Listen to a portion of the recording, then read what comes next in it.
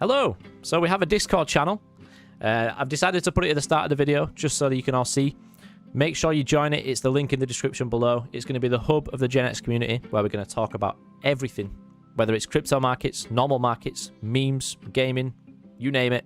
It's going to be there. So gaming guilds are something that's been created as a result of multiple play-to-earn games that have come out over the years. It's basically like an alliance formed around the same goals of playing, progressing, and monetizing the blockchain games. I've really enjoyed just delving in and doing some research today on one particular gaming guild that I'm going to talk about, and then just gaming guilds in general, and just what their idea is and how it's benefiting players across the world.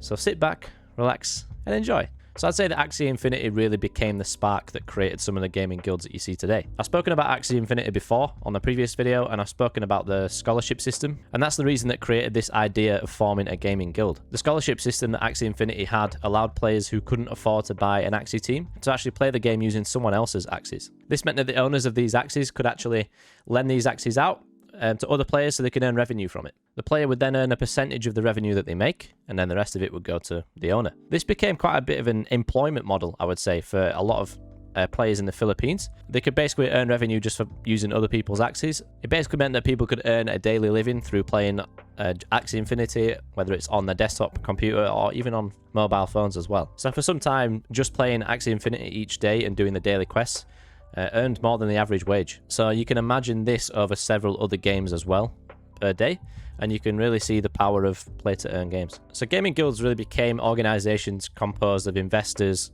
gamers, and managers, and that kind of act as the middleman. They basically can purchase in-game items like land and in-game assets in the form of NFTs and then lend them out to players to earn a yield on those assets. The guilds will then take profit by sharing a portion of their earnings, as well as the rent paid to the guild. Profits can then be reinvested into the guild to develop it by buying more NFTs and entering more play-to-earn games.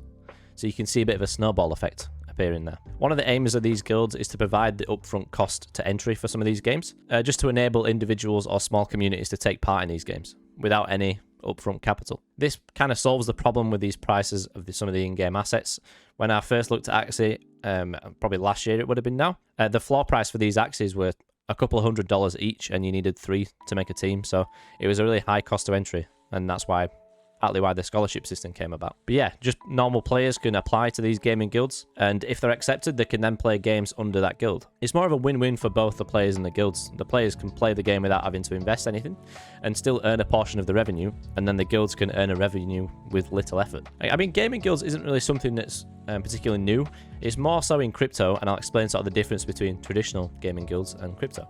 Traditional gaming guilds come in the form of like esports brands, like you'd see FaZe or 100 Thieves or something like that. Traditional gaming guilds are more organized groups of gamers who play on a regular basis, and it's usually limited to 1 game at a time per team. And depending on their performance in these games, it could affect how the guild does. Crypto gaming guilds are a bit different because it can consist of hundreds of players, and if a game loses popularity, they can easily switch between games to continue their revenue stream. Being able to actually give those players who can't afford to buy the full NFTs just a chance to experience the game and also the potential to earn from playing it. With the success of a game like Axie Infinity, any guilds that really find the next big crypto game could really benefit from the upside of it. And in terms of the gaming industry for crypto, it's still really small, and I think there's a lot of room to grow. Last year it was valued at $3 billion. When you compare that to the general gaming industry, and they were valued at $198 billion in 2021. So you can see how far the potential for growth is, because I feel like even the traditional gaming industry will still grow over the coming years when things like VR become more accessible. I wanted to give a quick overview of a gaming guild in the video just so you can see how it looks. I picked 3D for this as it kind of suits me more as a creator and a gamer. These guys seem to focus quite a lot on content creation just to help grow the play-to-earn games in the crypto space that they're in, which is beneficial for everyone. 3D is founded by esports veterans from traditional gaming guilds, like I mentioned before, from Cloud9 to SK Gaming, Fnatic, Major League Gaming, and others. They try to match investors with effective players across the play-to-earn space so they can maximize revenue for both sides. So as you can see from here, this is the website. Quite nicely made, pretty simple to see. You can see here, focused on content, founded by ex-pros, like I mentioned before. And they've got quite a few nice investors as well. In terms of the games that they currently support, it's a surprising amount so far. On their website, it's categorized into different genres, from FPS to metaverse, DeFi, app, NFT, and game. In terms of the games available, I'll mention a few of them, and I'll scroll down and you can see you got Big Time, which is a free-to-play, fast-paced, cooperative action RPG, which sounds interesting. You got Alluvium, which I think I've spoken about on the channel before. You've got Portals, you've got EV.io, BR1, MetaOps, and there's a few others down there as well.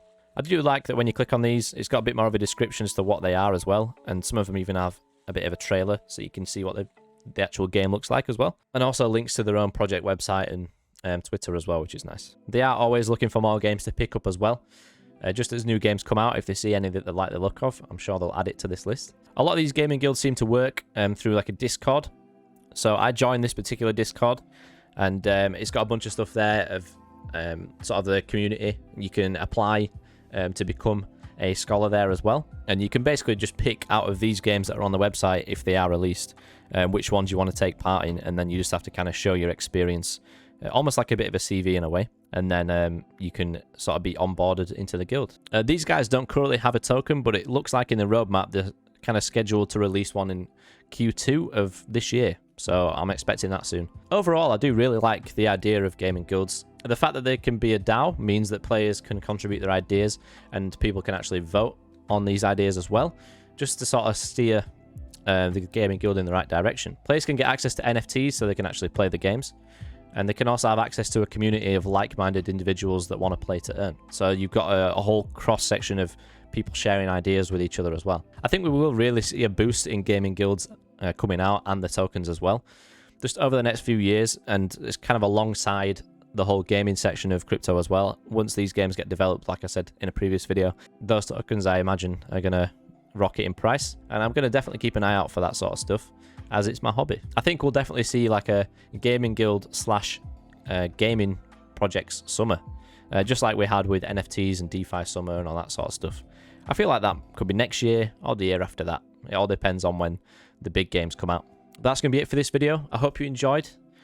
Just a bit of an overview of gaming in general and also gaming guilds. If you did enjoy, then please leave a like, comment, subscribe, all that stuff. Also join the Discord as well, where we're going to talk about anything play to earn, as it is my hobby. So we'll hopefully get some talk going in just about some new play to earn games that are coming out, and see if we can get some groups together maybe.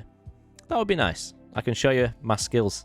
I hope you enjoyed, and I will see you in the next video. Goodbye.